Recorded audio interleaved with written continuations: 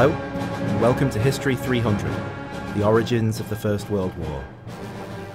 Lecture 23, The Aftermath. Great Britain's declaration of war against Germany on August 4th, 1914, effectively brought the July crisis to an end. All of Europe's great powers, with the exception of Italy, were now at war with at least one other of the great powers. But the crisis had moved so swiftly in its final days that there was still some diplomatic settling of accounts to do, as the members of the two wartime coalitions tied up various loose ends by making sure that they were all at war with the same countries. Montenegro, a small Balkan state closely associated with Serbia, entered the conflict on August the 5th by declaring war on Austria-Hungary. The Serbs declared war on Germany the following day, August the 6th. August the 6th was also the day that Austria-Hungary finally got round to declaring war on Russia. There was a great irony to this. The standoff between Austria and Russia after the rejection of the ultimatum to Serbia on July the 25th had started off the whole chain of events which had brought Europe to this state of war. Yet it was only now that these two great powers finally entered a formal state of hostilities. Montenegro declared war on Germany on August the 9th. France declared war on Austria-Hungary on August the 11th, and Britain on August the 12th. The British in particular were almost apologetic about this. There was, after all, absolutely no reason for these two powers to be at war with each other than because of the logic of the alliance system.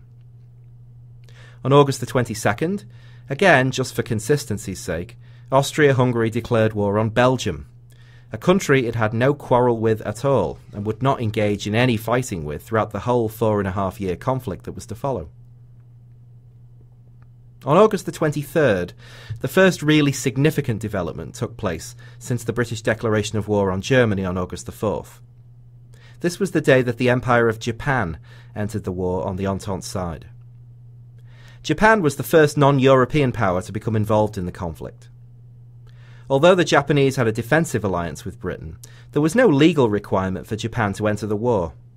But Tokyo saw an opportunity to acquire the German colonial concessions in China and the South and Central Pacific. After some fairly brisk one-sided fighting, Japan found itself in control of Qingdao in China's Shantung province, as well as a string of oceanic island chains, including the Marianas, the Carolines, and the Marshalls. These were the same island chains over which Japan and the United States would fight so bitterly during World War II. Japan's entry into the war had little impact on the fighting in Europe, but it did reflect Bateman-Holveg's fear that British participation would turn what was originally a continental war into a worldwide war, and that this would have grim consequences for Germany's imperial ambitions. It also signalled, at least for those who were willing to pay attention, that Europe's monopoly of control on world events was starting to come to an end. On November the 1st, another major turning point took place when the Russians declared war on the Ottoman Empire. This was in response to an Ottoman naval attack on the Russian Black Sea port of Theodosia 3 days earlier. The story of how the Ottomans entered the war is a curious one, and it relates to the naval race in the eastern Mediterranean and the Black Sea, which had been going on for some time between the Turks on one side and Greece and Russia on the other. Turkey did not have the technological capability to build modern dreadnought battleships of its own, and so it had commissioned from Britain the construction of 2 state-of-the-art warships, which in July 1914 were on the verge of completion. Turkish skeleton crews were already in Britain, ready to take over formal control of the ships. Then, on July 31st, 1914, Winston Churchill, the First Lord of the Admiralty, decided, out of the blue, to commandeer the ships for war service with the British Royal Navy. Turkey was offered a rather meagre compensation of £1,000 per day for so long as the war might last, provided that she remained neutral. To the Turks, this was an outrage. In order to obtain the vessels, the Turkish Empire had organised a public subscription effort, which had raised the enormous sum of £6 million. Now, it seemed, all that money had gone to waste with nothing to show for it. Meanwhile, while all this was going on, 2 German warships, the battlecruiser Goeben and the light cruiser Breslau, were making their way as fast as possible across the Mediterranean to Constantinople before they could be cut off and destroyed by the powerful French and British fleets operating from Toulon and Malta respectively. They just made it to safety as war was declared. The Germans now made an intriguing offer to the Turks. As compensation for the 2 vessels stolen by the British, how would they like to obtain these 2 brand new German warships which just happened to be sitting in Constantinople's harbour? The condition for the sale, naturally, was that Ottoman Turkey enter the war on the side of Germany and Austria-Hungary, the 2 powers now known as the Central Powers. So it was on October the 29th that Goeben and Breslau, still crewed by their German sailors, but each now bearing the Red Star and Crescent flag of the Ottoman Navy, bombarded Theodosia. Turkey's entry into the war opened up whole new theatres of conflict in the Caucasus Mountains, in Thrace, in Arabia, in Egypt, in Palestine, and in Mesopotamia, or modern-day Iraq. It led, after 4 years, to the destruction of the Ottoman Empire and the creation of the modern Middle East, including not just Iraq, but also Syria, Lebanon, Jordan, and, many years later, Israel. In May 1915, Italy, the former Triple Alliance partner of Germany and Austria-Hungary, declared war on the Viennese government. The Italians had quite brazenly spent almost a year looking to both the Entente and the Central Powers to see which side would be willing to offer the biggest reward for Italian entry into the war. This was much easier for the British, French and Russians than it was for the Germans or Austrians, because most of the territorial expansion that Italy was interested in along the Dalmatian coast and in the Tyrol Mountains would have to come at Austrian expense. Italian belligerents proved much less useful to the Entente than they had originally hoped, however. Indeed, by the end of 1917, Italy was in such a military shambles that the British and French had to send troops to the peninsula to prevent it falling completely to German control. Italy's ill-chosen decision to enter the war would ultimately result in the collapse of Italian parliamentary democracy in 1922 and the rise to power of Benito Mussolini's fascists. 2 Balkan states were still to enter the war, though on different sides. Bulgaria, which joined the Central Powers in October 1915, and Romania, which joined the Entente in August 1916. Bulgaria's decision initially seemed to be the more sensible of the 2. It was able to take advantage of Serbia's collapse in autumn 1915 to acquire some of the territory that had been taken away from it in the Second Balkan War in 1913. Whereas Romania was swiftly conquered by the Germans. But in the long run, it was Romania that had backed the winning side, which meant that at the final peace settlement in 1919, the Romanians were able to secure the Hungarian province of Transylvania, populated largely by Romanian-speaking people, not all of them vampires. Whereas Bulgaria once again found itself punished for its ambitions and greatly reduced in size. In April 1917 came almost the last, and certainly the most significant of the late entrances into the war, when President Woodrow Wilson asked the US Congress to declare war on Germany, in response to its unrestricted submarine warfare campaign in the Atlantic. America's belated intervention had little immediate military effect in 1917, nor even in the first half of 1918, but it crucially raised spirits in Britain and France, just at the moment that their ally Russia was collapsing into revolution and anarchy. And it signalled to the Germans that the opportunity for victory was fast running out. The result was a last-ditch German offensive on the Western Front in spring 1918 that came frighteningly close to overrunning the whole Entente line, but which, when it failed, doomed Germany to defeat. American participation in the war also represented the beginning of the end of traditional European great power politics, of which the July crisis had been a classic example. Suddenly, for the first time in 500 years, the Europeans were no longer the sole arbiters of their own destiny. Power had shifted sharply westwards across the Atlantic. That tells us a little about the diplomatic aftermath of the July crisis. What of the individual participants? What happened to them afterwards? Gavrilo Princip was 19 years old in June 1914, and so too young, according to Austrian law, to receive the death penalty for his murder of Archduke Franz Ferdinand. Instead, he was sentenced to prison for 20 years and was locked away in the forbidding fortress prison of Terezin in what is now the Czech Republic. Terezin would be the location of a Nazi concentration camp in World War II. Princip contracted tuberculosis during his imprisonment and, weakened by malnutrition and disease, quickly withered away. He died in April 1918, weighing at the time just 88 pounds. After the war, his bones were disinterred and taken back to Sarajevo, where he was reburied in great ceremony as a martyr of the Serbian people. Before he died, someone is supposed to have asked Princip whether he felt any guilt for the dreadful consequences of his actions on that day in June 1914. No, he is said to have replied. Europe's people were so determined to fight one another that they would have found some excuse sooner or later anyway.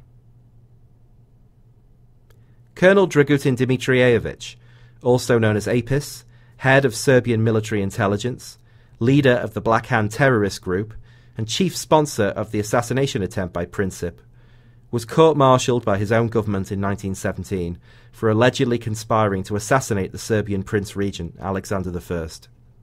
He was found guilty and executed by firing squad on the 24th of June 1917. Nikola Pasic, Dimitrijević's main rival within the Serbian state, and the man who had failed to adequately warn Vienna of the Sarajevo assassination plot, remained his country's prime minister throughout the war, and led the Serbian delegation at the Versailles peace talks, which successfully lobbied for the post-war creation of a greater South Slav state known as Yugoslavia, Gavrilo Princip's great dream. He remained a central figure in Balkan political life until his death in 1926. Emperor Franz Joseph I of the House of Habsburg only outlived his nephew by 2 years. He died in November 1916 after ruling Austria for 68 years, making him the third longest reigning ruler in all of European history. Only Francis Louis XIV and Johann II, Prince of Liechtenstein, have ever managed longer. He was briefly succeeded on the imperial throne by Franz Ferdinand's nephew, Karl. But with Franz Josef's death, the death of the Habsburg monarchy itself was nigh. On November the 11th, 1918, the day the armistice was signed ending the war, Karl formally renounced the Austro-Hungarian throne, bringing to an end a ruling European dynasty that had survived for almost 1,000 years. Count Leopold Berchtold, the Austrian foreign minister who had written the ultimatum to Serbia and had chosen to declare war on Belgrade on June the 28th, 1914, was forced to resign in January 1915. He retired from politics and died in Hungary in 1942. Istvan Tisza, the Hungarian Prime Minister, whose protests in June 1914 drew out the decision to issue an ultimatum to Serbia for weeks, and so arguably doomed Austria and Germany's efforts to localise the conflict, remained head of government in Budapest throughout most of the war. On October the 31st, 1918, a group of Bolshevik soldiers broke into his private residence in the Hungarian capital and murdered him in front of his wife. Franz Conrad von Hötzendorf, Austrian Chief of Staff in 1914, finally got his war against Serbia as a result of the July crisis. But the performance of his forces against the Serbs and Russians turned out to be lamentable. In summer 1918, after having led a failed offensive against the Italians, Conrad, described by then as a broken man, was fired. A bitter and sick man, he went sulking into retirement and died in 1925. Theobald von Bethmann-Hollweg, the German Chancellor who agreed to sign the blank cheque for Austria on July 5, 1914, remained in office, though in an increasingly powerless capacity as Germany fell under what was effectively a military dictatorship, until July 1917, when the Reichstag rebelled against him. He died shortly after the war's end in 1921. Helmuth von Moltke, the German Chief of the General Staff, who some have blamed for deliberately provoking a preemptive war with Russia in 1914, commanded the German armies that poured into Belgium and France in that summer, as per the Schlieffen Plan. In early September, however, as the plan visibly came to a failed halt along the Marne River, Moltke had a nervous breakdown and was replaced by the Prussian Minister of War, Erich von Falkenhayn. He was given a desk job in Berlin, but his health never recovered, and he died in June 1916. Kaiser Wilhelm II turned out to be the last ruler of the House of Hohenzollern. He was forced to abdicate on November 9th, 1918, as Germany collapsed into revolution, and he fled to exile in Holland. Despite attempts to extradite Wilhelm by the Entente powers and to try him for alleged war crimes, he remained in his Dutch exile for the next 22.5 years. Late in life, he attempted to make friendly contact with Hitler, and even proposed in a telegram following the fall of France in May 1940 that the German monarchy should be restored within the Third Reich. On reading this, Hitler is supposed to have turned to one of his aides and said, "What an idiot." Wilhelm was luckier than his cousin Nicky, last emperor of the House of Romanov. In March 1917, the Russian ruler was forced to abdicate as his country fell into revolution. He spent the next year under various forms of house arrest, until in July 1918, he, along with his wife and 5 children, were killed by their Bolshevik guards. In 1981, Nicholas and the Empress were declared martyred saints of the Russian Orthodox Church. Sergei Satsanov, Nicholas's foreign minister in 1914, was dismissed from office in July 1916 after having fallen foul of the Tsarina's court faction. He became a leader of the anti-Bolshevik white movement after the October Revolution and died in exile in France in 1927. Raymond Poincaré, the French president during the July crisis, served as head of state until 1920, and then returned to government office several times during the 1920s, including 2 terms as French Prime Minister. He died in Paris in 1934, one of the Third Republic's most celebrated elder statesmen.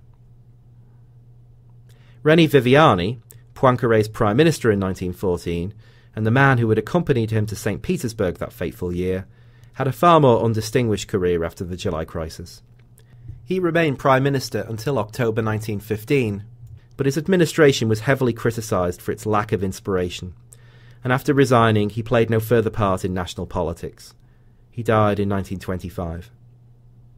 Sir Edward Grey, the British Foreign Secretary, who had spoken on August 3rd, 1914, of the lamps going out all over Europe, remained the head of his country's diplomatic service until Asquith's Liberal government finally collapsed in December 1916. He briefly served as ambassador to the United States after the war, but his eyesight, which had never been good, had now almost totally failed him, and during the 1920s he gradually receded from public life. He died in 1928. Winston Churchill, who, as First Lord of the Admiralty, had been one of the most vehement hawks in the cabinet in 1914, was forced to resign in 1915 after the failure of his expedition to capture the Dardanelles Straits from the Turks. He briefly served in the trenches of the Western Front, before returning to politics as Minister for Munitions and later War Minister and Air Minister. After the war, he switched parties from the Liberals to the Conservatives and was Britain's Chancellor of the Exchequer throughout the later 1920s. But his career seemed to have come to an end in 1929 when the Conservatives were defeated and fell from power.